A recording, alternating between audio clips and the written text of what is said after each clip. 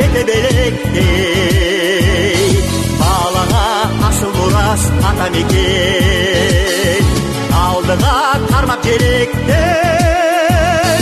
адырлап ата десең атаңа тең ай күнге тете белектей балаңа асыл мурас ата мекен алдыға қармап желектей адырлап ата десең Әлем ата мекеннің ақсақалы албетте таластық тамшып шыққан таластының құлыны шекер Шыңғыс Айтматовтың айылына келіңіздер. Қолда бір қол шап қоялы. Ана ақсақалы сөйлегенде как раз гөлөкке келіп қалды. Ассаламу алейкум, соқлықтық туғандар. Манастың мекенінде башталған 2 күндік үгіт ішуіз, үміт ішуіз 3 күн бойы көл жегінде манасшылардың мекенінде болды. Кеше біз Сарыөзен чүйге келдік, сағынып кеткен үйге келдік. Бүгін сілерге соқлыққа келдік. Мен чарчап келгенде есалған ыр оқиым. Анан кечінде қапилеттен эле китеп алсам, Ата мекен партиясында өмір бойы жүрген таластық Қарабұралық ақын ағам бар эле. Тургунбек Бекболотов деген. Ошонун китебинен бир ырды окуп алып ушунчалык ушуларды силер менен бөлүшкөндү туура көрдүм да. Üzülgönün körgöndö kişendirdin özgörөбүз эми деп ишенгенмин. Белгисиз бир өлкөгө айлангыча болгум келген менин да кишөмдөнгөнүм. Төрөлгөндөй кайрадан энеден биз ура жаша кубандык эгеменбиз. Коктубузга конушун которсо да кошунабызга эчтерсе дебегенбиз. Бийлик тийди капилеттен кененинен, байлык тийди ашыкча керегинен, сатмай жутмай башкага акыл жетпей, ата журтту кетирдик кемелинен. 2-3 жылда эл кетти жакырланып, үн катпадык, өкүрүп бакырбадык, алдым жуттум амал көй шылуундарга, күйүп турду күндөп түндөп жашыл жарык. Тартмак милдет турмуштун убарасын, аргим алат өзүнүн шыбагасын, бакытты да менчиктеп алышмакпы, төрүн эмес көргөзбөй улагасын. Өрдөк жоктун бийлери чулдук болуп, агый айткан сөз гана чындык болуп, онто ыйла бакыргын дүлөй дүйнө олтурушат төбөңдө кулгуп коюп. Башкарууда баягылар бийлигине бийлетчү таягы бар, унутпасак экен-ей бурадарлар, башталыштын бүтүүчү аягы бар. Өлкөбүз бар, өзүбүз көңдөй бойдон, өзгөрбөдүк, өзгөрүү келбей колдон, көмөлөнүп барабыз каякадыр, көзүбүз бар, көкүрөк көрдөй бойдон. Ажуу алмашты, эч нерсе өзгөрбөдү, калып калдык кусалык көздөрдөгү, түндүк менен түштүккө бөлүп салган түркөйлүгү бар бекен сезгендерди. Мына ушундай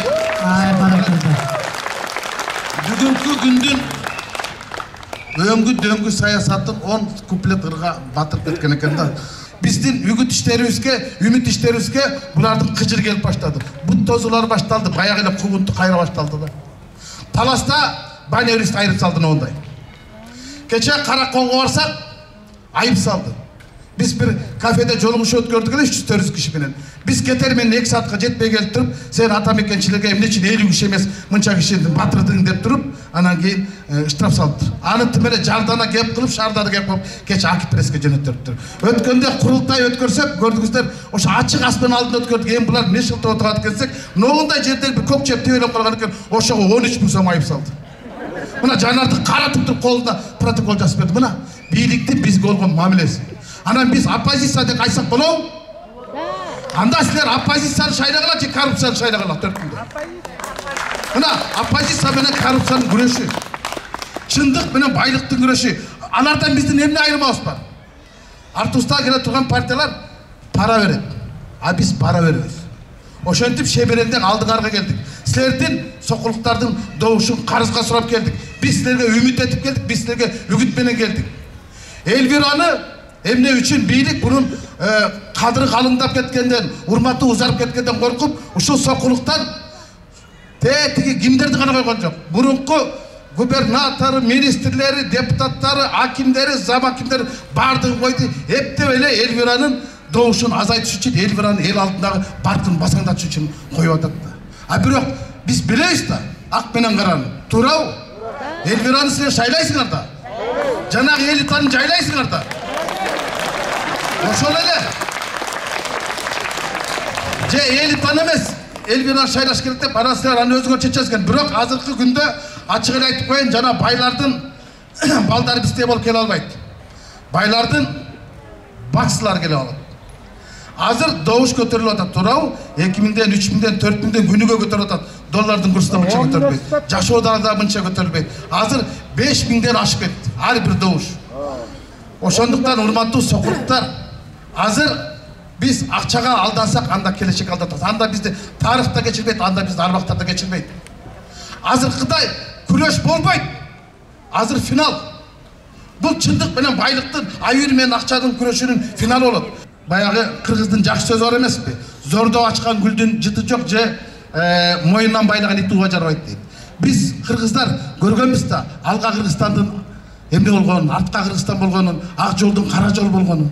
Эми дагы алданбашыбыз керек да. Биз алданатсак, келечекте биздин урпактарыбыз бизди кечирбейт. Biz ушул жолу добушту сатсак, мекени сатабыз. Биз биротоло же ушул шайлоодо акыйкатты шайлайбыз, чындыкты шайлайбыз, же болбосо байларды шайлайбыз. Байлардын баардыгы келатат. Оптомунан келатат. Бир партиянын тизмесин карасаңар, 4 транспорт министри келатат. Жол салбай эле, көрдүңөр да жолуңарды. Жалаң кол салгандар келатат. Анан ошолор силердин жүрөгүңөрдөгү добушуңарды алганы келатат.